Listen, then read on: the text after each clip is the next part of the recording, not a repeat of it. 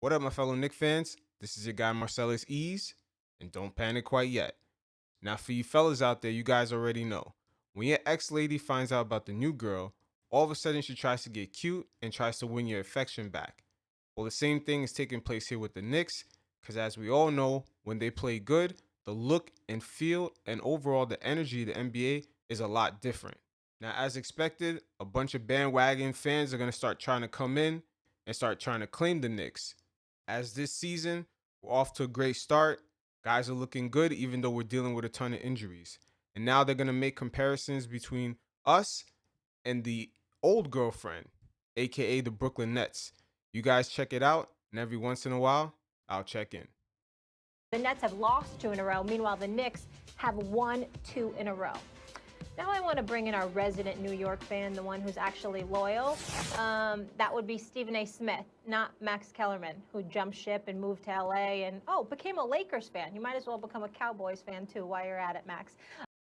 And might as well become a Golden State Warriors fan and an old Cavs fan. This guy, Max Kellerman, he's going to come crawling back like a good hoe. Stephen A., I'll come to you first because, you showed your true colors here. Are you impressed with the Knicks? Are you excited about them? I'm very excited. I'm very excited. Max Kellerman, that's right. I'm very excited. Max, that's right, Max. I don't know if you've noticed, but over the last 5 games, the New York Knicks have won 4 of their last 5. Even though we're dealing with a bunch of injuries to Alec Burks, which he's probably one of our best shooters. Nerlens Noel has another ankle issue. Same thing for Obi Toppin with that calf strain. He's out. And Frank right now is also out with a knee sprain. I mean, all these injuries is crazy. And we didn't even use Amari Spellman yet, and he's supposed to be a good three-point shooter. The Brooklyn Nets have lost 4 of their last 5. Let me tell you something, Max Kellerman. I know the Brooklyn Nets got all the talent. I get it. They got all the talent. But I'm watching Julius Randle here. 22, 11, and 7 on 50. Damn, Julius Randle's looking like baby LeBron out there with those numbers. But notice how the excitement with Stephen A. Smith. Even he's changed his tone because he understands the Knicks, man. When they're playing good, the look and feel of the league is a lot different. Percent shooting, 40+% from three-point range. He's playing like an all-star. That's right, I said it, Max. Julius Randle is playing like an all-star. And Julius Randle, man, best believe he has a lot of bonuses in his contract, if he hits certain metrics.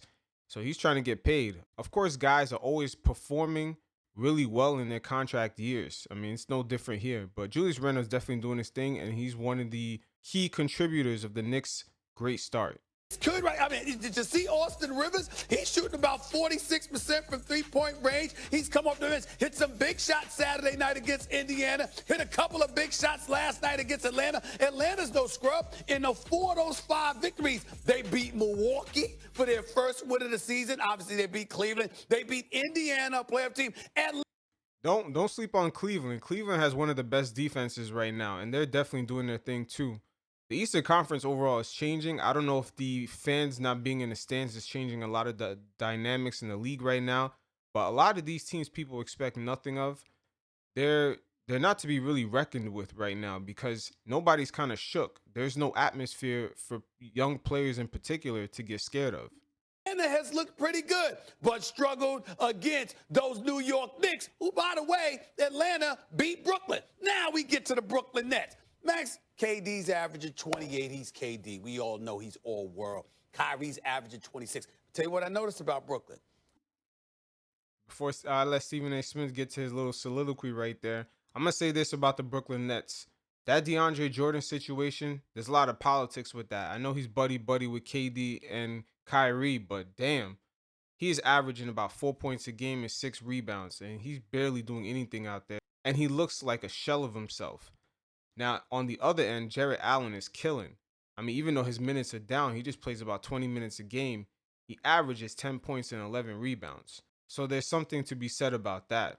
Also, after the Dinwiddie injury, who are the Nets really relying on that second unit to at least control the pace of the game? Is it Landry Shamet? And also, they spent a lot of money in the offseason on Joe Harris. I noticed his minutes are down and his points per game is slightly down also. But I'm pretty sure he's adjusting to playing with Kyrie and KD with such high usage? I see Kyrie shooting more shots than KD.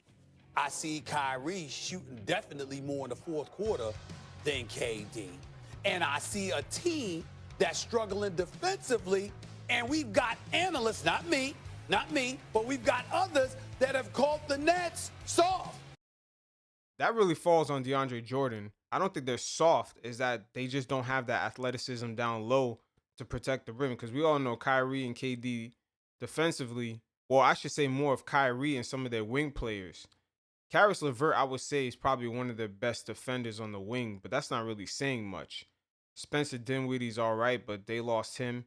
I mean, they don't really have that many guys as far as the guards that can guard guys out in the wing. So once they get passed on, there's not that much down low, especially if they play politics and leave Jarrett Allen on the bench.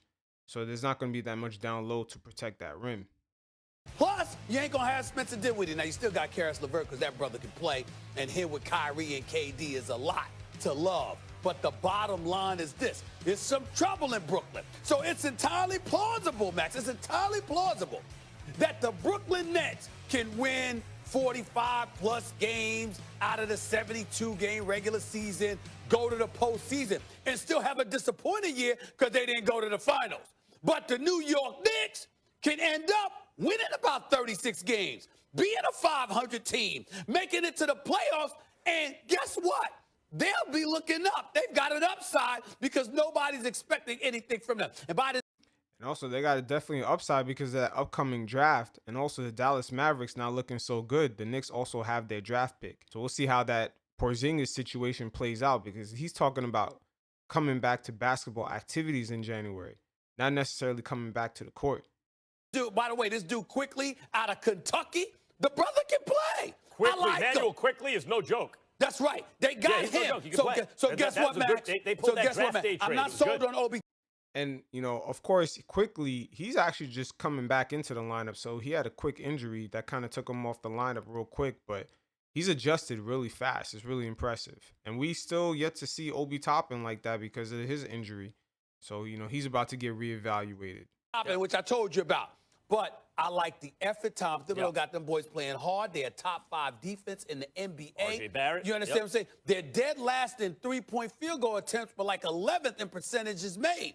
I'm just looking at the Knicks right now. As hard as he's got them playing, the way that they're competing, I'm pleased, Max. And I wanted to say that. As a native New Yorker and a New York Knicks fan, I am very pleased thus far with the job Tom Thibodeau and his coaching staff has done. And also Leon Rose. We got to give shout out to Leon Rose for making a lot of moves and kind of putting all these pieces together from Thibodeau's, you know, assistant coaches and beyond, and just overall the scouting in the front office. All these things have to come together. I feel like this is the first time in a long time everyone is in unison. I'm happy. You are, you know, like when you look at the Knicks, why have they been so bad for so long? And I blame Dolan, right? Here we go again with Max, man. This Dolan shit. He has a personal situation with Dolan. He's upset that Dolan, when he worked for one of the media outlets in New York, Dolan was low-key trying to silence them. He takes that real personal. But in fact, Stephen A., I blame you. And I blame people like you. And remind you, he blamed Knicks fans for why the Knicks sucked. He blames everyone. But yeah, he'll be crawling back. He's a Knicks fan at heart, because he remembers those days where he was waiting out to get tickets. So come on, Max. Stop your bullshit. You sound like that ex-girl that's just, you know, jealous all of a sudden. You make fun of Cowboys fans. They get a win, all of a sudden they're going to win the Super Bowl. You're sitting here because say the that about the Knicks Knicks. won a couple games? didn't Because say they're that. playing hard? You say you're more excited about them than the Nets? Let me encapsulate That reflects the whole city. When the Knicks are playing all right, even though if the Nets have star players and the Knicks are just playing all right, I'm not talking about great. Just if they're playing okay, they'll generate way more excitement than the Nets. I'm sorry. for you, okay? One team, the Knicks, if they keep this up, will be competing for the play-in, not the playoffs, the play-in game. The other team, the Nets, will be competing for a championship. Losing Dinwiddie stinks. Because with Dinwiddie, LeVert, Harris, Kyrie, and KD, that's the most unguardable, by far, starting five in the NBA. Losing Dinwiddie hurts, although I always thought he should have been off the bench and LeVert should be in the starting lineup. Nevertheless, the Nets have their two main pillars still. And they will be just fine. You're right, just fine may be underachieving. It may be not winning enough playoff series, but that's where they're heading. Now, if you've seen that last highlight, you saw how DeAndre Jordan got up. His leaping abilities definitely way down. He is not the same guy. And like I said, they got him starting, and he averages about 4 points per game. I don't know what's going on with DeAndre Jordan, but I'm pretty sure he's one of the reasons why the Nets appear so soft. The Knicks, meantime, Stephen A. Thibodeau's going to get these dudes to play hard. We already knew that, especially the first couple weeks of the season. Are they still going to be playing hard at the end when they're burnt out, or are they young enough with fresh enough legs to keep it up? Because you know, that's also a narrative on Tibbs that he runs guys to the ground. But if you look at everywhere he went, once he left, they were never the same. The Bulls were never the same. And also the Minnesota Timberwolves, they've yet to return to even going back to the playoffs. I mean, Karl Anthony Towns and Andrew Wiggins had the most success when Tibbs was there. Thibodeau is a demanding coach. He's a very good coach, but he's demanding. And the criticism has been, and I don't think it's been unfounded, some of those teams get worn down by the end. And keep in mind, Julius Randle and RJ Barrett are playing about 38 minutes a game. I've noticed the uptake in minutes, but it's not a bad thing. I mean, these guys are at their prime, a.k.a. Julius Randle, and RJ Barrett is in the early part of his career. So I don't mind it at all. Everyone is Jimmy True. Butler. True. We'll see. If they don't, they'll be competing for a play-in game. And you have the nerve, what do you call it? The unmitigated gall to come on national television and come out here and talk about you're more excited about the Knicks than the Kyrie Irving, KD No, I didn't say that. Nets. I didn't say more excited. I said I'm very pleased with the Knicks, number one. Number two, I Stephen A., your tone, you was excited, boy.